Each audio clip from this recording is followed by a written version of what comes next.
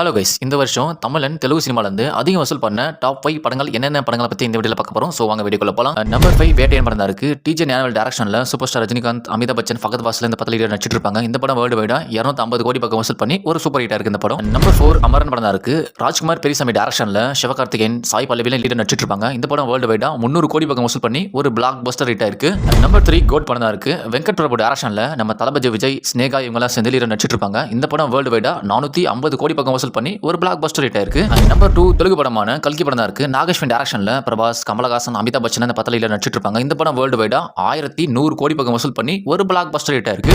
Number 1 Sukumar டைரக்ஷன்ல அல்லு அர்ஜுன் ஆக்டிங்ல இப்போ ரீசெண்டா தியேட்டர் ரிலீஸ் ஆகி சக்சஸ்ஃபுல்லா ரன் ஆயிட்டு படம் தான் புஷ்பா 2. இந்த படம் வேர்ல்டு வைடா 1508 கோடி பக்கம் வசூல் பண்ணி இன்னமும் தியேட்டர்ல சக்சஸ்ஃபுல்லா ரன் ஆயிட்டு இருக்கு. இந்த வருஷம் அதிக வசூல் பண்ண நம்பர் 1 படம் இந்த புஷ்பா 2 படம் தான். கைஸ், இந்த லிஸ்ட்ல நீங்க எந்த படத்தை போய் தியேட்டர்ல பாத்தீங்க, உங்களோட ஃபேவரட் படம் எதுன்றதை மறக்காம ஒரு கமெண்ட்ல சொல்லிருங்க. அது மட்டும் இல்லாம இந்த வீடியோ பிடிச்சிருந்தா மறக்காம ஒரு லைக் பண்ணி சேனலையும் சப்ஸ்கிரைப் பண்ணிக்கோங்க.